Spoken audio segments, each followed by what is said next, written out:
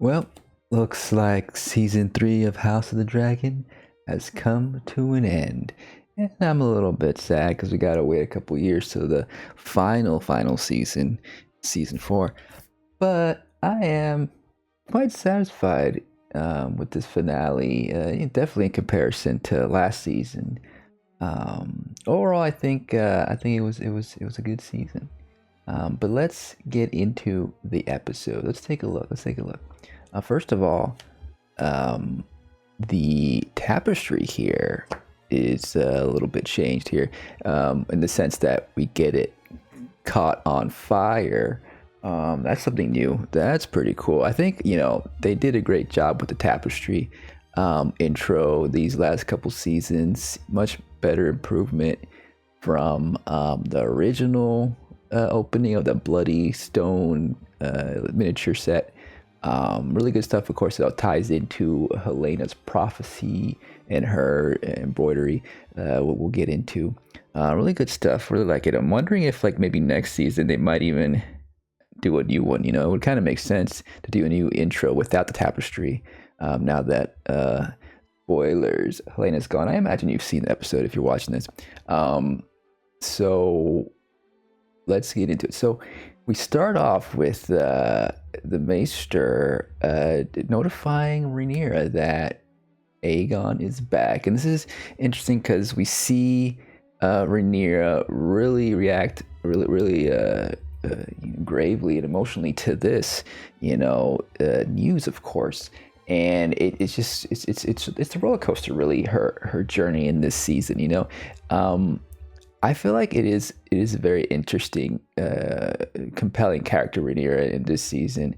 We've throughout the whole series, of course, she's been a bit of waffling about her position as the ruler, and then it really was like second season where she like came into her own. She's like, okay, yeah, I'm gonna be the ruler. And then this season was kind of like once she got to the throne, and she kind of was like second thinking everything, and like she started to realize that, damn, this is a little bit more overwhelming than I expected. So that it's good to see conflicted rulers like this, and it really makes you a little bit more sympathetic, empathetic, versus a ruler who's like super confident all the time. And maybe there's an aspect of perhaps stereotypical femininity in this characterization of this queen, but I think overall, I think they did a good job with Rhaenyra and her balancing that, how she's going to lead and her reactions to all this. And I think it does make for a full-fledged character. And I think this episode in particular really establishes the kind of ruler she is going to be going forward, as she kind of realizes that she has to do those hard things, and really kind of like also really just establishes that Rhaenyra has become a sort of villain at this point now, as we're gonna see. um, and so here this Damon comes in with another one of his little pep talks, like, hey, like, you have the power of the dragons, don't listen to these people who are siding with Aegon. And she pulls back her tears a bit, and it's like, okay, I'm gonna take Tumbleton. So here we go. This is the big turn. She's gonna go in, and this is a good performance here. She's gonna take Tumbleton. She does say that um, that not to be super monstrous. Don't make me a monster. As we're gonna see, it's not really gonna work out so well. But she's at this point, she's kind of becoming a little bit delusional with her, with the idea that she can be, the perfect leader here, or the best leader. And she's kind of, sniffing her own glue situation. So is that the rest of the saying? Sniffing her own farts, maybe, is what I was thinking. I don't know. So like, and Helena kind of gets into that too. We'll get into later, the idea of like the beetle consuming all the waste, and not realizing. But like, so Bela here calls her out. This is a good scene with Bela here. Really good moment for Bela. again, kind of also echoing Corlys, her grandfather as well. The Valerian bloodline here, the sea snake bloodline is pretty, pretty potent here now in the sense of they're kind of like the one family that's really standing up to the Targaryens in this show, and that's good to see. And of course, we could have had a little bit more build up with all those characters. We'll get into a little bit more, but I think it's a good moment for Bela. Essential to really put Rhaenyra down a little bit, and then of course, this is really the moment where it's like, okay, after this, it's like, okay, let's not root for Rhaenyra anymore. And here's the thing: like the show has been always positioned itself as like, okay, look, it's a team battle, right? It's like Team Black versus Team Green, and like Team Black has always been cool, because like there's they're the progressives, versus the more traditionalist, and like in the sense of like Team Green was all about the seven gods, but in a way, like it's kind of a false dichotomy, right? Because really, like the Targaryens are also traditionalists in their own way, their own like old gods, as we're getting it, so it just appears to be that way. Really, they're kind of returning to even an older tradition, the Targaryens, really. But aesthetically and like optically, it always seemed much more. It always like felt better to have Rhaenyra at the throne, at the head. She would be the better queen, right? Versus Alicent or Aegon, right? So that was the whole thing. But now we're starting to see that, like, okay, power corrupts, etc. And she's, as Bela has called her out here, like, hey, you've always kind of just used up people and tossed them aside when they're not useful to you anymore. And that's she's finally getting the truth there dumped on Rhaenyra there, and Rhaenyra of course retorts like, no, it's all justified. I should have got rid of you with the gullet because of that. And when she grabs her face there, that's really the moment where she kind of crosses the line, and Rhaenyra's like, now it's like, I don't really like Rhaenyra, and like, she's still like a cool character. She's like, she's like, I think she's an interesting villain, but I think the point here in this episode is like, hey, like, it's not a rosy ascension here. She's not gonna do so good. She's not the superhero, we want her to be. And so then we get, a good scene with Alan here, because he's kind of, now we're establishing that, like, okay, Alan, does he really want power? Is he kind of liking it now, the idea of being in power, because he's kind of taking over Corlys, because Corlys might potentially die in Templeton, or at least take his place while he's, like, he names himself like the heir, the son of the sea snake, so. But if he's always been saying like, no, like I'm just doing my duty, I don't have ambitions. We'll see about that. Back to Templeton, and they're getting ready for the battle here, and the big thing is going. So yeah, so like this episode, it's like we're finally getting to it, the big battle at Templeton. But of course, the big secret that Ormond has is, I got Ulf on my side. What were they talking about here? Oh yeah, he knighted him. He's like, okay, before you're king, just some ritualistic stuff here, but they have their own little plans that Ormond is not going to really like coming up here. But yeah, Ulf, he, I guess, is the mirror of like his time in Flea Bottom or King's Landing, where he was like at the bars always drinking and telling stories about he was like, supposedly, has the bloodline of the Targaryens or something. And like, and now it's like he's officially a knight, and he has a dragon, and, now it's just like it's gotten up into his head too much. And now he's going to get too drunk and miss out on the most of the battle and get kicked around. And we'll see that later. So now Rhaenyra is like, okay, this is the time. Even if the church does not, did not want to crown me, and now that Aegon is back, resurrected. And everyone knows they're not definitely not going to crown me, but I'm going to force them to, pretty much. That's her idea. What did she come in here and say? She gave her some news about something.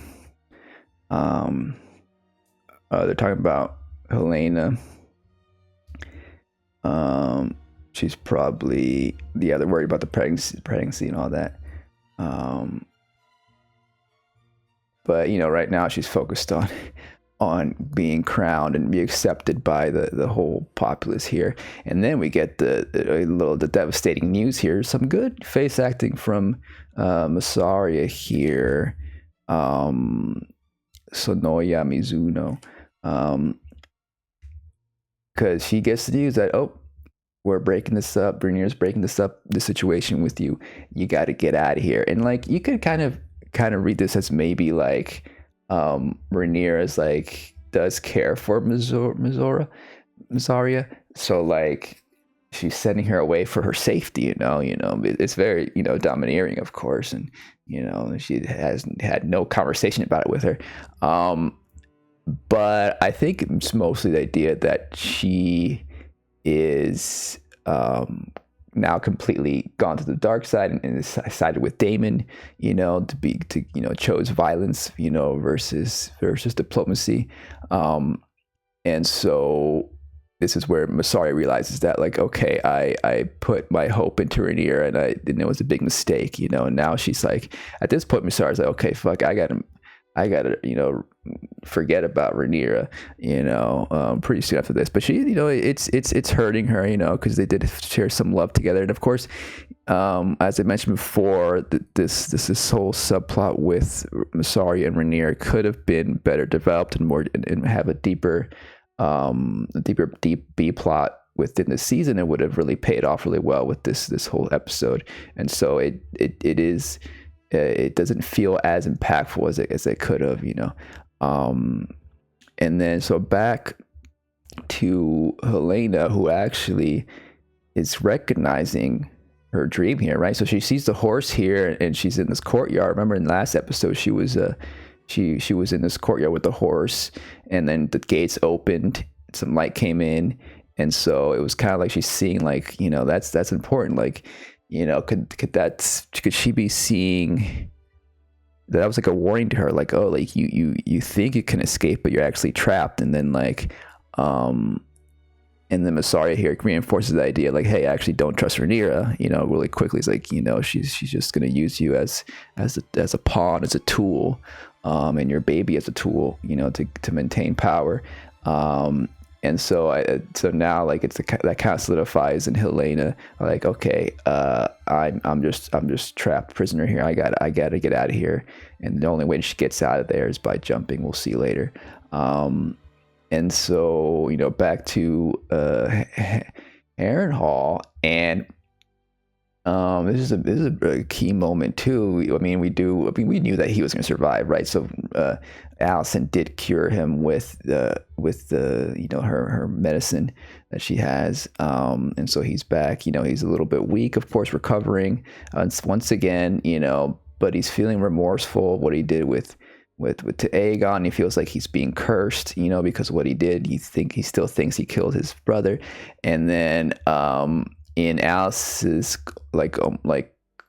climactic, almost last thing she can do to really get Aegon on her side completely, is by telling him her origin story, pretty much. She has been, this is interesting. This kind of confirms that she's been around this whole time, and she's in a way been cursed here to live and to serve all the lords of Harrenhal, because her son died, and she tried to use this dark black magic to resurrect her son, and she wasn't able to do it. And so so she's been cursed ever since, because she tampered with all this unsanctioned otherworldly magic that she doesn't fully understand or comprehend, and so she's cursed to live here forever and serve the lords. And you could, there's more detail to it, but I'm wondering if like, could this be, I think, could this be some sort of a manipulation, and I'm sure she's not telling the full truth, but I feel like cinematically, because we see her cry and she's facing away from Eamon here, like it's pretty clear that this is the truth. I feel like this is not some kind of like fictitious thing. I think this is real. Like she is like this almost supernatural long living being here who's cursed, right? Maybe there's a little wiggle room, maybe she's coloring in some falsehoods here, but I think we're meant to understand this as her true origin, because otherwise, like, why would she? I mean, I guess could be crying because she's like, doesn't want to lie, but it feels like she has to make up the story. I don't know. I feel like the emotion in her is authentic. So that's interesting. We'll see where that ends up next season. So that kind of really solidifies their relationship here, and so now we go back to Helena Rhaenyra. Of course, she wants the prophecy. She wants to know more, and she wants her to eat because she needs to give birth to that baby, because that could be an important tool now for Rhaenyra to kind of also imprison and kind of may have a bargaining chip with the enemy to have this baby potential heir to the throne. I don't know. It's kind of confusing. I'm not sure exactly what she's thinking of, what exactly she wants to do with the baby, but she says she's not a monster. She's not going to kill it, apparently. But maybe, she could hold it hostage, and maybe she would have killed the baby at some point if it came down to it. But then, of course, we see the cruelty that she enacts here when Helena does not comply, does not want to eat.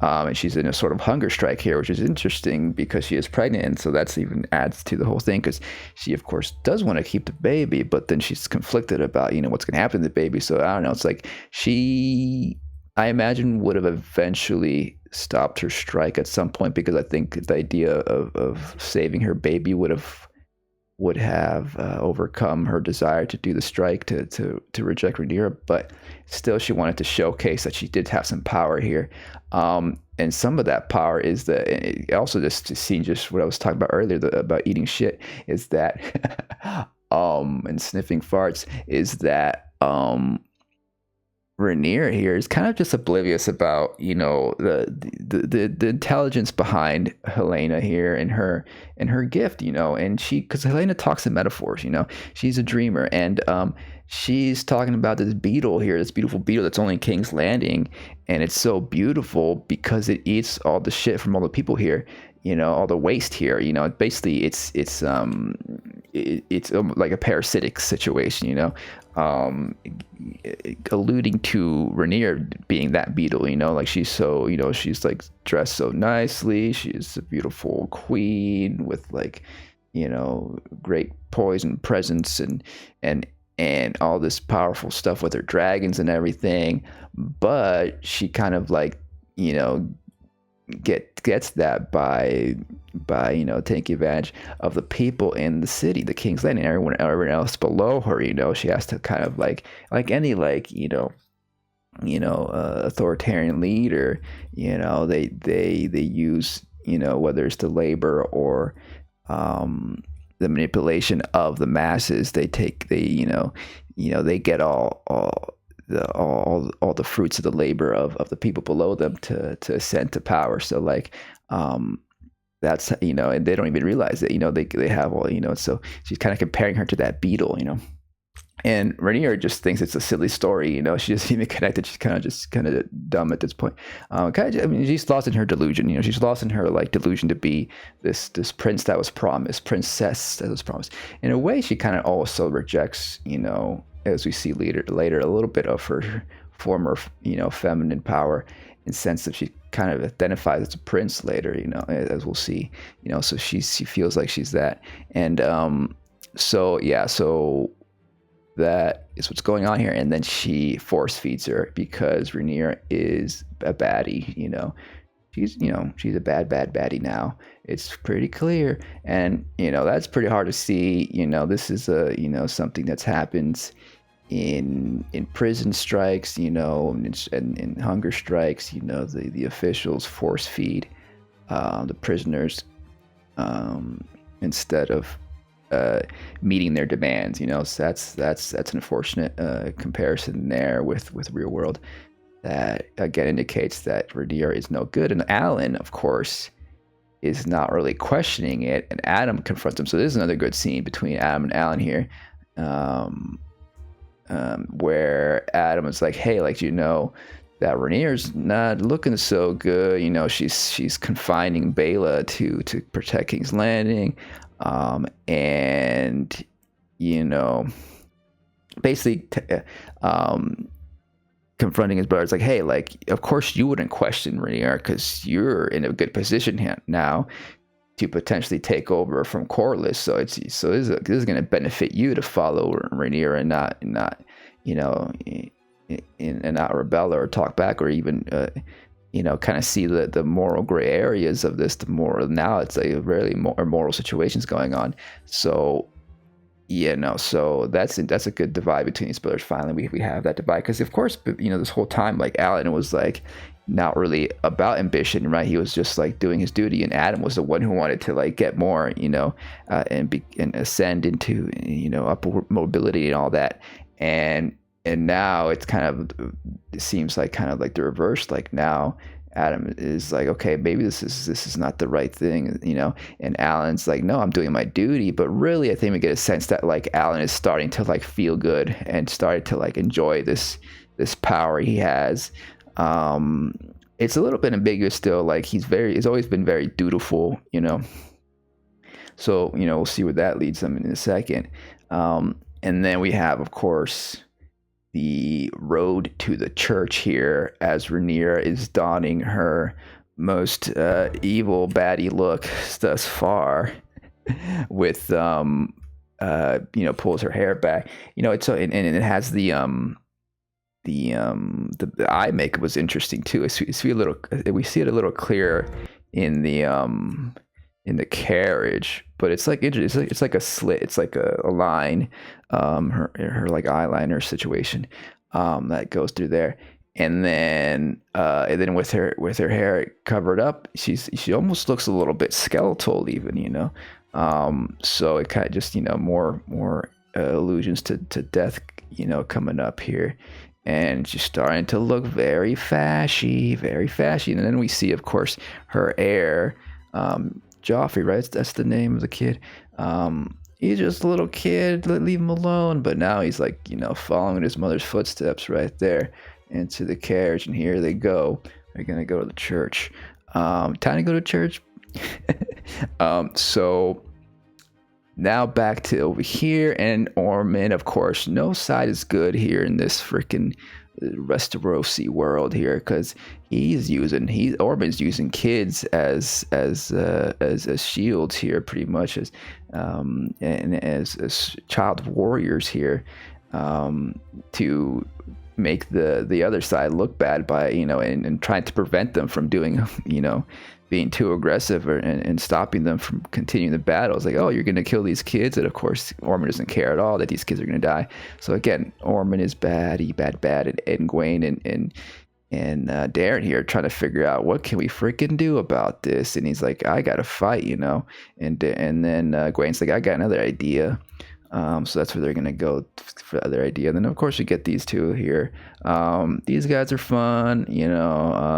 This guy's just, he's like I guess fun to watch in his warrior self in battle. Well, he actually features a lot. This guy. I kind of wanted to see more of him. I'm always more interested in the strategist, versus the barbarian types. But we'll see. We'll get into that later. So then Gwaine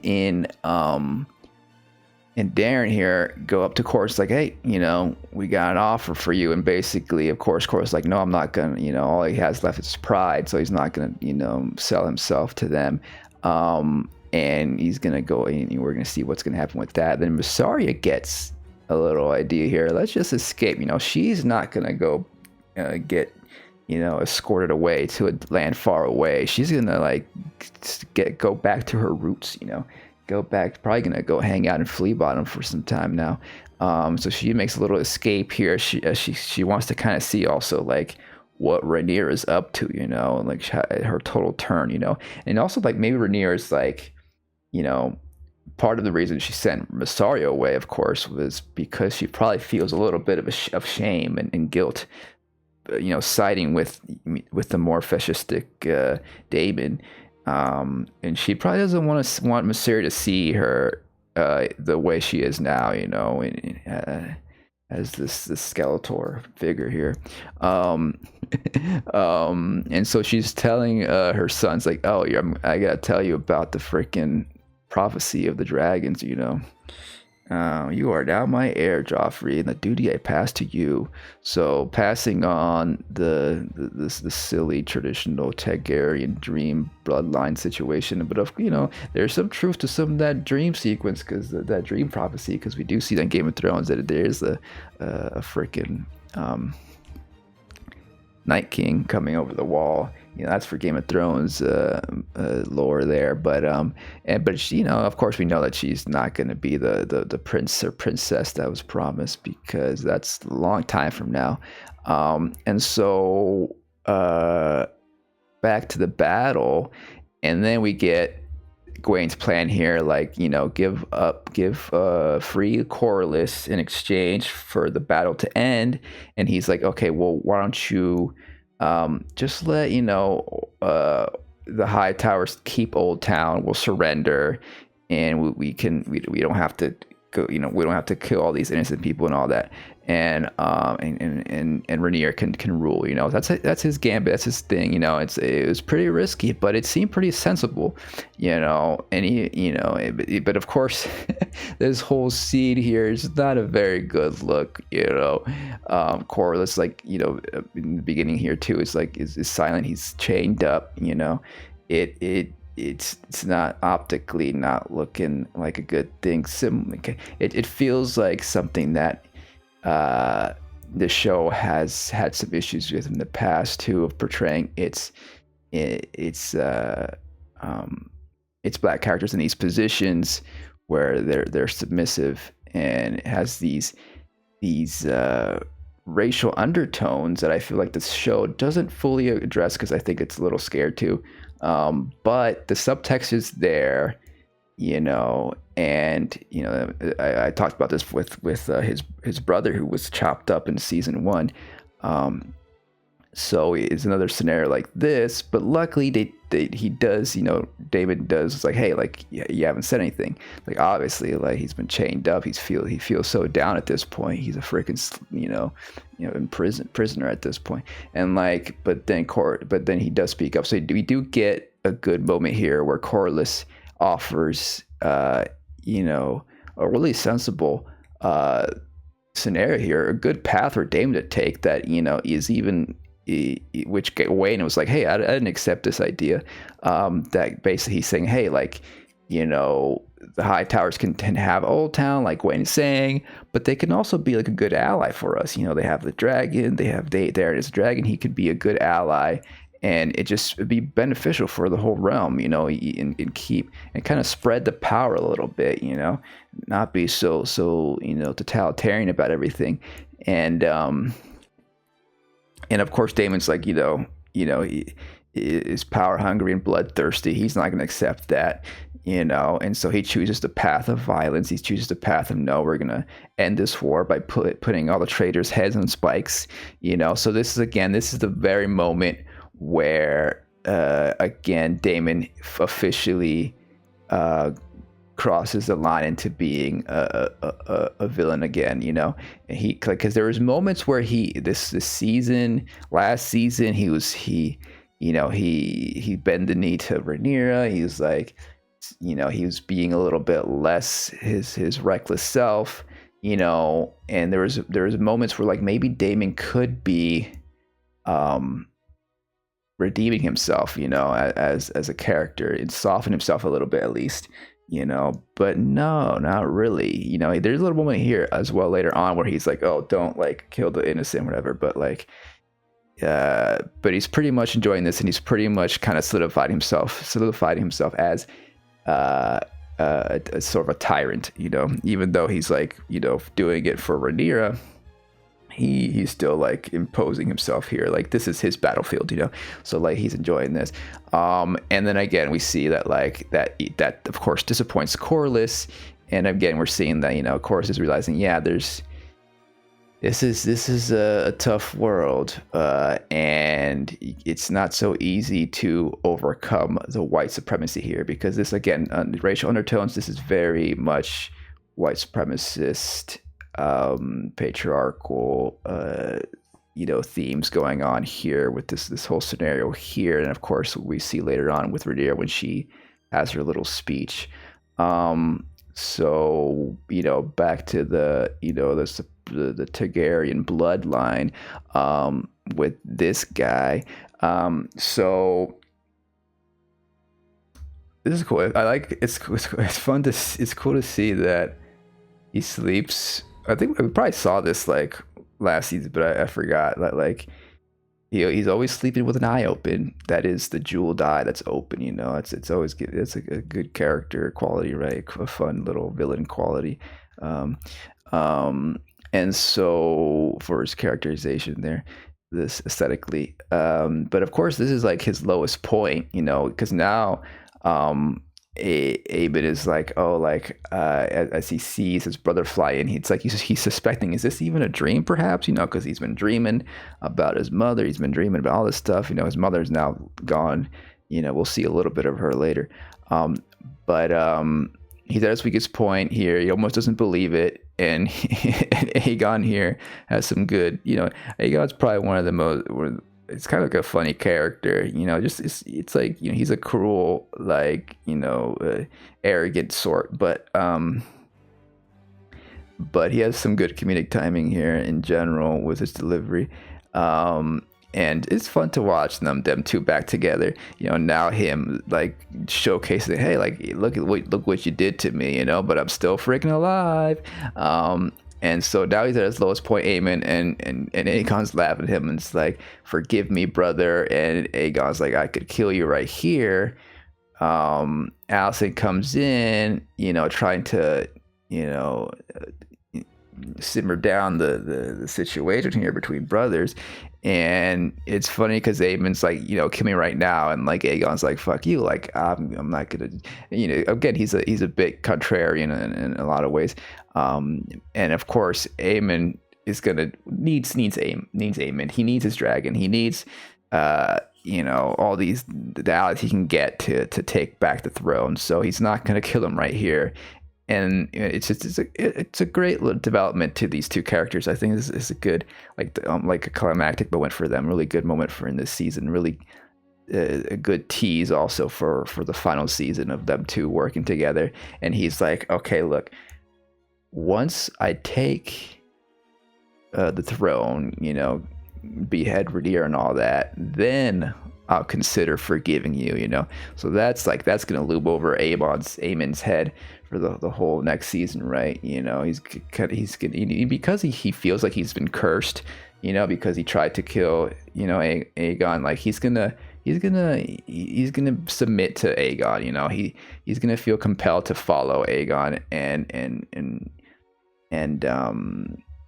so that's interesting. That's a good way to kind of like leash Aemon a little bit, because the beginning of the season and last season he's been like, on a rampage, on a loose, seemingly potentially, the potential Kingslayer was positioned to kind of like take over and be a mad king of sorts. But now he's becoming a subordinate to his brother, and so that's going to be an interesting development. We'll see next season, see how long is he going to keep that up. Is he gonna like, betray his brother at the end? We'll see. It's interesting, but it's very good dynamic here. And now, of course, Alice is a little bit deflated here, because Aegon, of course, is alive, and he's the so-called heir, the king. So I don't think Alice can do much at this point. You know, she can just hope that um, that that with Aegon here, Aemon can succeed and survive, and then probably Aemon will take over later or something. She can convince Aemon to take over later and get rid of his brother or something. That's probably what she's thinking, but we'll see where that ends up.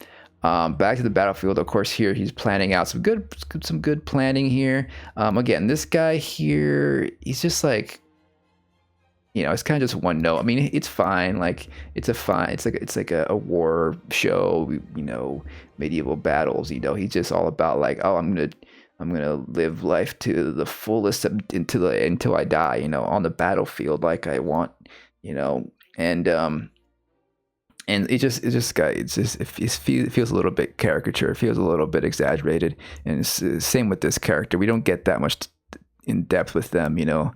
So it seems a little bit silly, you know, the idea of like, yeah, let's just, you know, it's, you know, he's like, oh yeah, I'll open the gates and then I'll die. Got it. You know, it's very like, you know, soldier like, and not very questioning anything, but as his character, you know, it's like a fun watch. But luckily, he's out of here this episode because I think it would have been tiresome to see him, you know, for another season, you know. Anyways, so back to here, and this is again where Rhaenyra establishes that, hey, like I serve better, you know, gods that are older than the seven septum, you know. So like, and she, of course, she's like, the priest here is like, no, like I've told you I can't crown you, because Aegon's back. That surely showcases that he's a true heir. He's a true ruler. And so again, you know, we get like this is like the final. I feel like it's like the final remnants of the Targaryen. Trying to get hold back of power, the Targaryens, right? I guess they even in Game of Thrones, like it begins with the how did the Game of Thrones began? It was the Mad King got killed by that guy. But this is kind of like, yeah, their final, the Targaryens' final ascension to power before the Game of Thrones is pretty much the shifts back to the church, really, because you know, because I think in this timeline here, the church is just starting to get power because of the high towers, because of all that. And so it's like a little preview of what's to come in the future.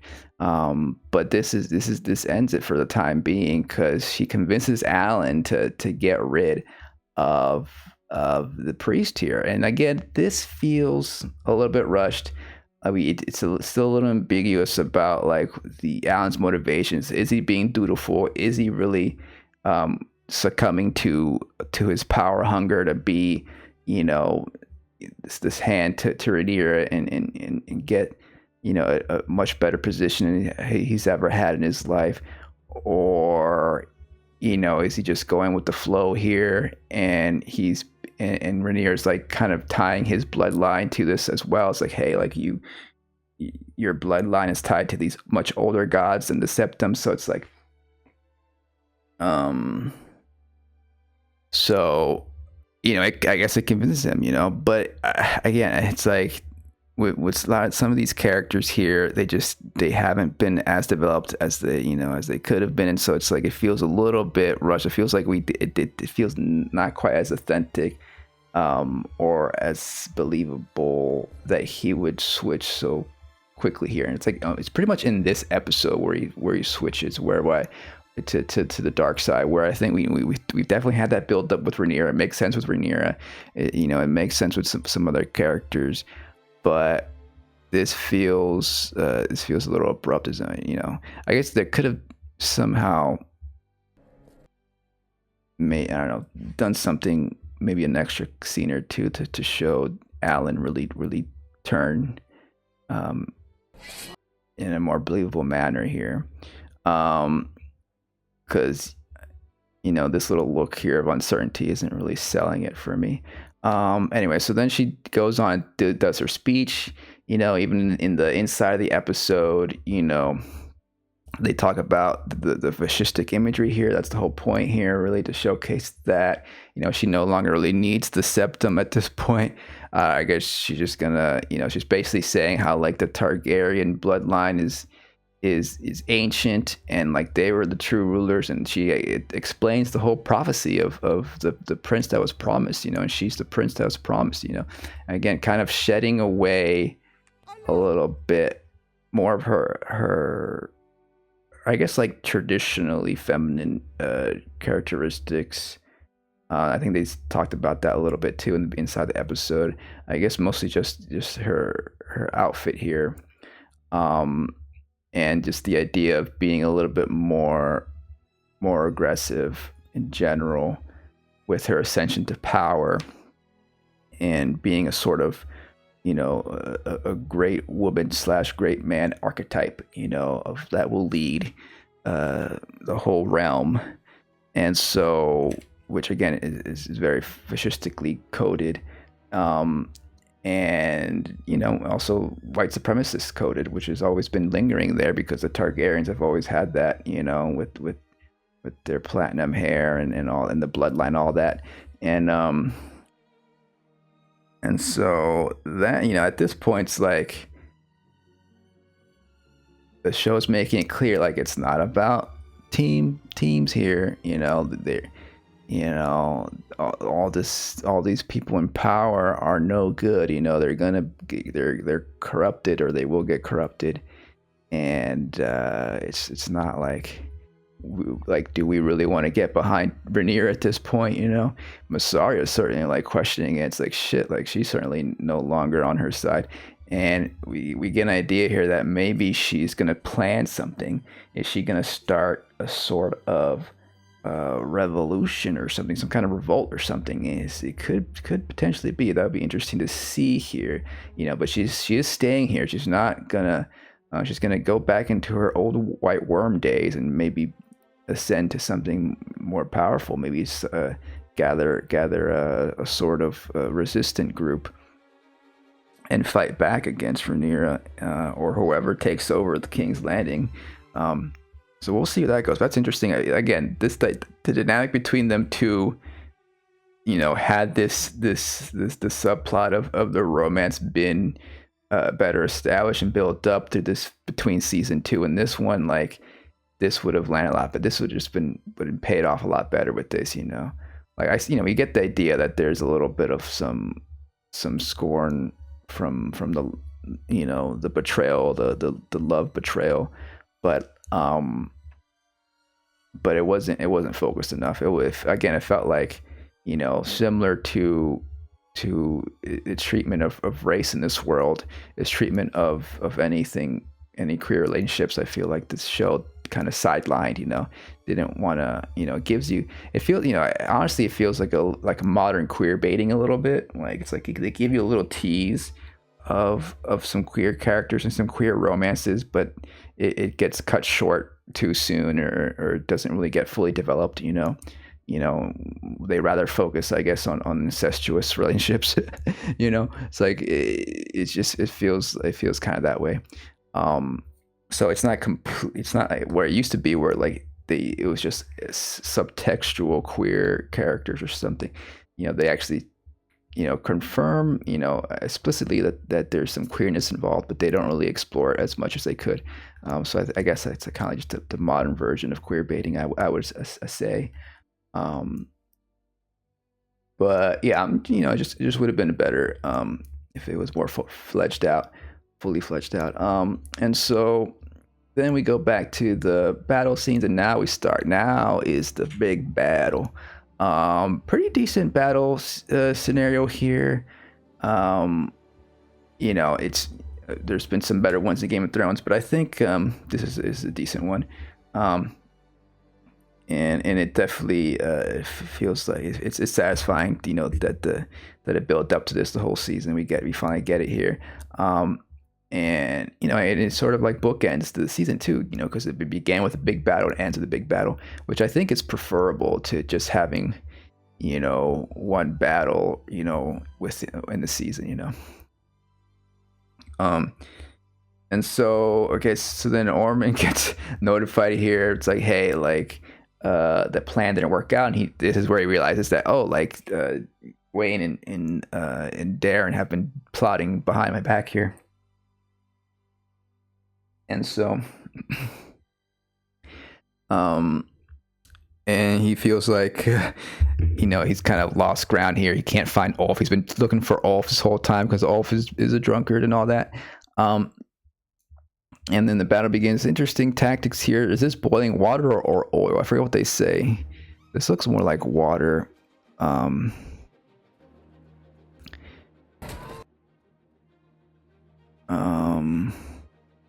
But yeah, it's some interesting tactics there, sieging the walls there, and they break up here because they're gonna go in through the side door here.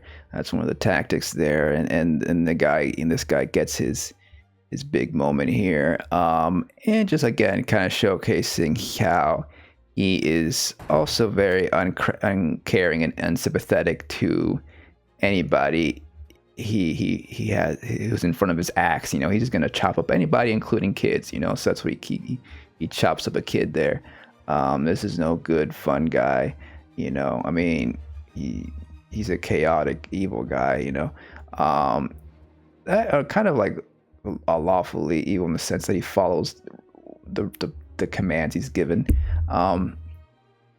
Anyway, so like then we go over here and they go inside and there's more battling and stuff, and he's wondering why Ulf's dragon is here, because Ulf is supposed to be not Ulf, Hugh is supposed to be at King's Landing, and of course Hugh wants to find his wife. That it's pretty sure they're kind of split, right? They had that confrontation an episode ago where Hugh was just being stupid, and he's gonna go and find his wife in there. And so this is another pivotal scene here where Damon was waiting for the axe guy to open up the gate, but they couldn't do it in time. So he's like, well, gotta take my dragon in there and make use of this long neck dragon to burst in through the door here, the gate here. But before that, they put again children in front of it to shield, using children as shields here, which is very, very, very bad. And again, Damon's like reluctant, and a lot of the kids do run away, but a couple don't. And they kind of a flaw here, I think, or I think the showrunners are a little bit scared to fully make Damon the super monster here. They still want to keep the audience sympathetic towards Damon, because the kids do get out of the way. Like the two of them stay there, but I'm pretty sure they don't get burned up, right? He says your cars though. Like he says your cars. It's like it kind of indicates that he's ready to kill the kids. He's not gonna. But right there, it does look like they survive. I guess you could suspect that he figured the kids would run away once the fire was coming. But to do this, to risk that, I mean, why would you? That still indicates that he would have still burnt them. So a little bit of leeway there that they did run away. It looks like they didn't get burned, but I feel like it would have been maybe more interesting if it was kind of maybe not shown, but at least kind of understood that the kids did burn, to kind of just put a stamp on it, like, yeah, David is a bad guy, and even though he may have his his good moments, or his moments of reluctance or redemption or whatever. Like, he's still at the end of the day a bad guy. Just like Hugh is a bad guy here. I kind of wanted Hugh to kind of burn up, but he doesn't get a burn up scene. We'll get to him in a little later. And then of course we have the scene. So then the axe guy's like, oh yeah, oops, we were so busy having fun killing people that we didn't open the gate, and we're not dead yet. Fuck. It was a little bit of humor here too when he was like, we're not dead yet, and everybody's like, aw, and so they're gonna continue the fight there. And then it turns out Ulf was on the pooper there, passed out because he's been drinking too much, and he gets beaten up in the streets here, just like he was, back in King's Landing when Damon beat him up. So again, showing that, like, showing Ulf's a little bit like his foolishness, his naivety, because he thought maybe he would be get a better deal here, with fighting with the High Towers. But it turns out, like, they don't really care so much about him. He's just a tool for them, and so he gets beat up just the same. And this is when he realized. This is when Ulf was like, "Fuck, like, I don't care anymore." He's gonna go completely chaotic and not care about anything but himself there. And so again, kind of, I guess, showing that, like, hey, like, these, all these factions, all these leaders here, they only care about themselves, and they're going to use anybody they can to get their way, and so they're going to mistreat everybody. And if they treated the people below their ranks a little better, maybe things could have turned out better. But they're that's just not how it is, how it works out here. And in a way, like, this is kind of Ormond's fault. Like, if he didn't treat him so badly, maybe Ulf wouldn't have switched sides, or basically, burn everybody, which we see later on. So, that's what we're gonna see here. And of course, Ulf is also looking out for himself. It's pretty, regardless, it's still pretty evil what he does later on. So, everybody's a freaking bad guy in this show. So then we get Huey here looking for his wife, blah blah blah, and then we get a big standoff between Ormond's second-hand man versus Damon here in a big old battle. And then we get this kid getting sliced over as Ulf gets on his dragon, and Aaron is about to join the battle, and Gwen's like, no, you can't right now. It's just let's get out of here, stay back, right? He's gonna protect. You gotta go through me. And then basically they hear Ulf. It's kind of funny how do they hear they just hear the dragon? They're like, the dragons are here, and so that's what gets them to run outside. It feels like this little scene is a little hokey here, how it's edited, how they run out and they're like, oh, it's the dragon, and then of course they're like, it just feels a little bit staged, sometimes some of these scenes seem a little bit too staged, not as authentic, and so I guess that stops them from joining, because, like, oh look, Ulf is here, so now we got an upper hand. They finally found him, and then back to the battle here. This moment, I thought, like, the poking of the eye, like, that felt like he was gonna poke his eye out, or at least blind him in his left eye there, but it wasn't so much. It looked worse than I guess it was, but that would have been an interesting development for his character to also have an eye gouged out, again mirroring Aemond. So that would have been interesting, but I guess it would have been too permanent of a damage to have Matt Smith here be one-eyed for the rest of the season the rest of the show. But that would have been cool. But no, but this guy, he gets chopped up. There's a bad. He's gonna die. He doesn't care. And so we get the ending of Ormond here, and of course Ormond, he does put up a good fight. I was expecting him to be a little bit less of a fighter, but he's not that bad of a fighter. Oh, by the way, I guess they get Damon gets split up because the fire falls down and splits them up. Maybe it happened after this. Oh no, yes, after this. So yeah, so we get, so it's satisfying to see Ormond finally get it. I think it's good that Ormond's dead in this season. I think he wouldn't have served much of a purpose another whole season.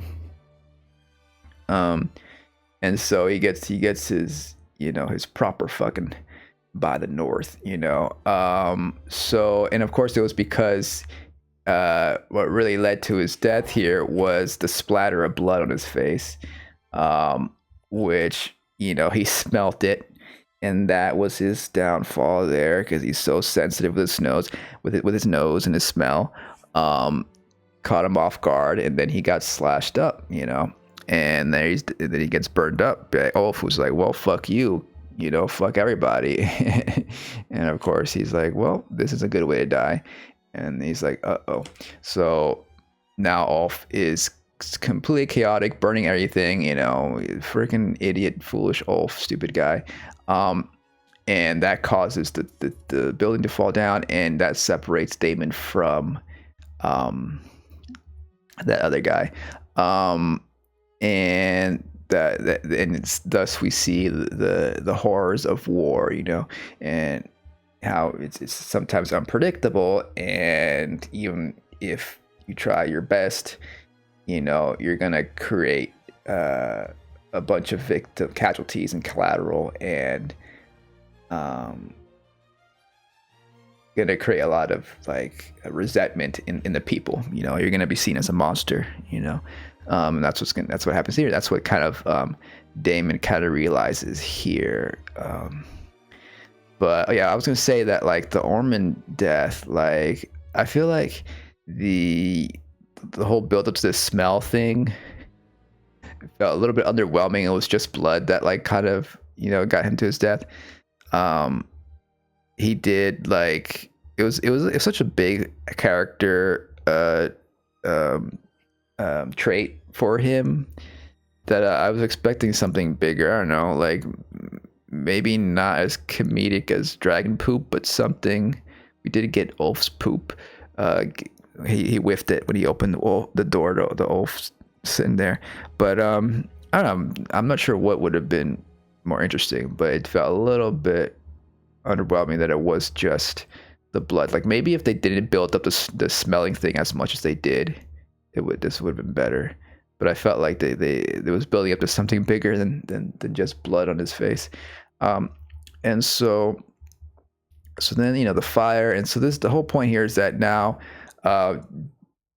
through the eyes of Damon we see the horrors of war, like something we've seen a little bit before, but just to emphasize that a little more in case people were a little bit too mesmerized by all the battle imagery here, and having a little bit too much fun with the axe guy who doesn't care about death. So this is horrible stuff, and Korra's like, we got to get out of here, it's time to get out of here. And we see this is pretty much the ending of the battle here, as the dragons dance on in the skies. It looks like Ulf is now on his own. I think that's Ulf here. I guess the idea is that he's just going to be a rogue dragon rider now. He's going to probably just be roaming around, sort of like a hedge knight or something, just hanging out with his dragon and wherever he wants to go, and probably intimidate people with his dragon to get his sustenance, but I feel like that's not going to end well. But he probably feels like, this is better to die a free dragon rider than fricking serve any of these assholes. That's probably what he's thinking. And it's kind of like the both sides kind of made Ulf be this way in a way. Like they kind of contributed to him becoming this chaotic entity now, who is maybe he's taking the place of the sheep stealer dragon, chaotic dragon. That's, maybe the sheep stealer is going to come back next season. I don't know, but it could be interesting to have two chaotic dragons in the Dance of Dragons. I guess it'd be kind of fun and poetic to have Ulf die, with when Sheep Stealer shows up again or something and bites him or something, bites his dragon out of the sky. Chaos versus chaos, fire with fire, etc., etc. But yeah, then the show, as the episode comes to an end, we get a little bit of that montaging of going back between different characters to finalize what's going on. We see the body of Ormond. He's definitely dead, That's good to see. And we get Hugh finding his wife at last, and we get that cliche scream he has that we see a lot, like, no. And so I feel like it's kind of odd, like, I guess, like, we do get a glimpse of her being attacked by a soldier. It was really quick. I didn't really notice too much the first time, but she is attacked by some soldier at some point. And I guess, that indicates that she died from that attack. But I think it would have made more sense if she had died in the fire or something. It doesn't even look like anything's burnt up here. It would have made more sense if she died in the dragon fire. Especially because he's also a dragon rider, and maybe even from his dragon fire. I don't know, but he of course came in on foot. It also feels like a little odd that his dragon wasn't being used at all. I guess he's in the very ending there. Was this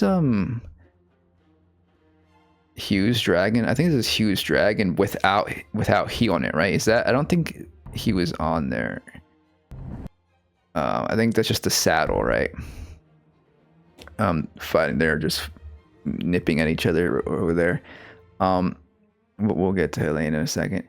And but yeah, I don't really like this moment for Hugh. Like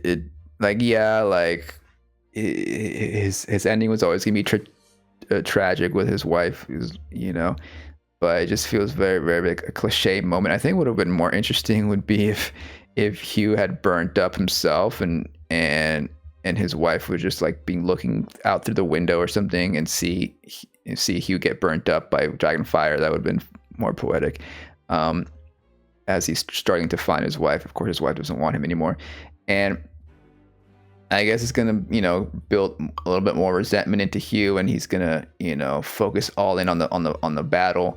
But it's teeing him up to be in some more fodder, Maybe it'll probably be like Hugh versus Ulf next season. We'll see where that goes. He might blame.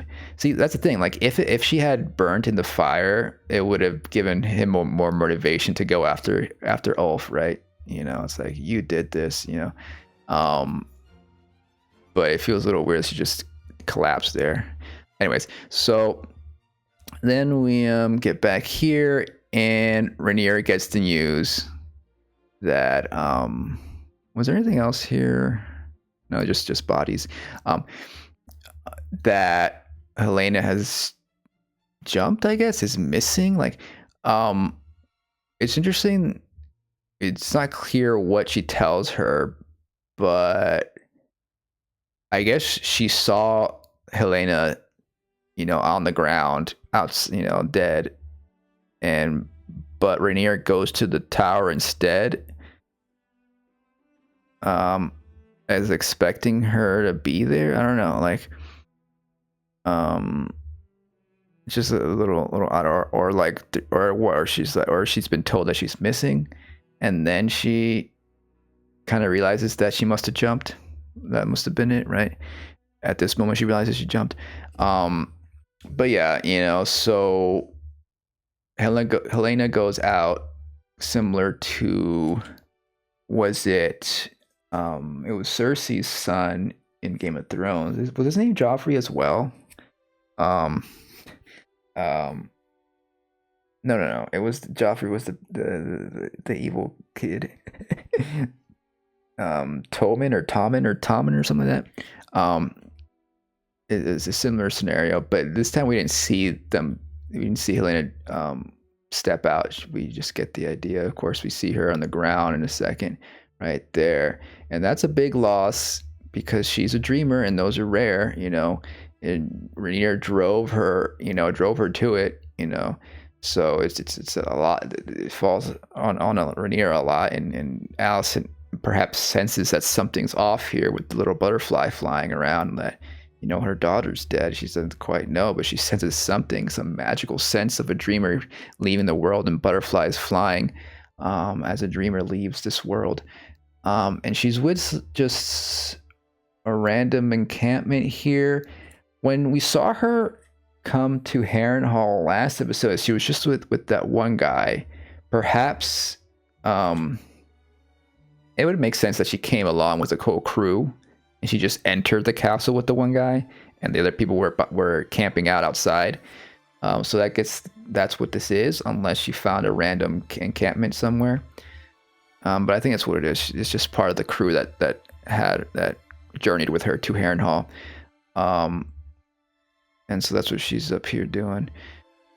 Yeah, I mean, it makes sense to have just a little bit of a coda here for Allison here at this final episode. And then, of course, now Rhaenyra, it feels like she's no longer burdened by Helena and her child. She kind of is like very again showcasing her turn to evil here, and she's not really that remorseful at all.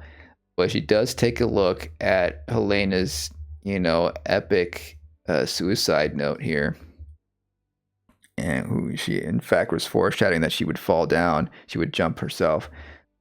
Did she ever dream of falling? I don't think we saw that. But now she's looking at this, and she sees herself here on the throne, all bloodied up, because that's the price you pay. You bloody yourself up to get to the throne, and you sustain yourself from the blood of others, like a vampire, or the waste of others, like the beetle. And so that's some ominous stuff there. But is Rhaenyra going to take a look at this and be like, is she going to use this as a sort of guide, or, try to interpret this, try to get all the best maesters to interpret this tapestry and perhaps use it to foretell the future, or see it, or perhaps justify her reign, or she could hide it. It's like it does kind of make her look bad with all the fire and blood. But also it could just be kind of affirming for herself, like, well, I'm gonna have to protect the realm and to serve as the prince that was promised. I'm gonna have to get bloody, and so that's a bit of a chilling ending there, where at last, Rhaenyra is fully the cruel at this point. Rhaenyra the cruel. She closes the window there, in a way, kind of just indicating that she closes any potential redemption or any good in her life, in a way, like Helena representing the good in this world, is now forever lost, and she shuts it away, and that's how this episode ends. That's how the season ends. And again, I think this, it is super sad that Helena is gone. She was the best of us. But it does make sense within this cruel world and in this story, that it just represents like now where we're at in this story now there really is no more goodness. The only decent character, Mysaria, I think, who was a bit corrupted a little bit when she was closer to the throne. I mean, Allison is also kind of positioned as probably the more moral character at this point. But for the most part, everyone's, gone to the dark side. So, but yeah, I do like overall the arc of Rhaenyra, this season. I thought it was a good arc for her. Kind of, some have said that this is kind of what Game of Thrones needed to do for Daenerys. The Daenerys, like her turn to the dark side was very abrupt, and so maybe they're trying to redo that here with Rhaenyra. Again, I have not read the books. I'm not sure where it's going, but I do know that it's more written like a history book, and so a lot of the fun of this show was kind of like seeing how it was interpreted and how, like, whoever writes history are the winners, of course, and so it's not really always accurate, right? So it's like it's fun to see the different interpretations and how and see also, like, what really went down, according to this showrunner's timeline here, and how things were perhaps, I might even read the book once the whole series is done, see how the history books, change things and construct a narrative, so that's a fun little thing about this show in general compared to Game of Thrones, which is more straightforward. Again, the Massaria storyline could have been more built up and developed better. The some of these characters like Alan, could have been as well built up better. It didn't. This season didn't always serve all of its characters as much. It sometimes it did feel a little bit rushed up definitely in comparison to last season. It was more a little bit more dragged out, and I feel like they kind of a little bit went too far in the opposite direction in kind of speeding past some of these character development situations, like even with Adam here and Bela, and of course the Bela and Alan scenario where they kiss. Like, we should have at least seen another like scene with Bela and Alan, but it feels a little weird. It's almost forgotten, of course. Like, it feels like a lot of that was skipped over. And then it also was a little bit abrupt to have Darren's character kind of disappear at the end there. Gwaine was like looking for Darren. It would have been nice to have a little bit of a coda for Darren, to see where he's at this point. I imagine he found safety, and I imagine it's going to be play a big role next season with his dragon. So yeah, and Damon, I think he's gonna be, again, along with Rhaenyra, probably gonna be even a much darker version of Rhaenyra next episode. He's always been, on the more evil side than Rhaenyra, and I think it's only gonna be extended next season. I wonder what Corlys is gonna get up to. Like, at this point, he's probably feels like he's compelled to side with Rhaenyra still. But I feel like he could potentially side with Massaria. Maybe, like, if I'm rooting for anybody at this point, it would be Massaria and like a Corlys partnership or something, but I guess that's idealistic.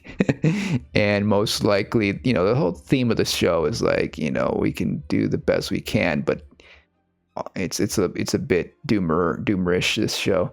It's like the people in power are selfish, and they're gonna make a bunch of mistakes along the way to hold on to their power, and it's just gonna be a messy mess for everybody else involved, everybody else below them. And so, yeah, but who's gonna come on top? I feel like it's building up for Rhaenyra not to be on top, but I don't know the ending of the show, of the book, but I suspect Rhaenyra won't be the winner, and then, but it'll be because if it's a history book. I feel like this show, a fake history book, I feel like this show is gonna maybe subvert that, and like maybe not have Rhaenyra win, but perhaps survive and hide away somewhere. Maybe go meet up with her former husband, who again we haven't seen, who escaped, faked his death.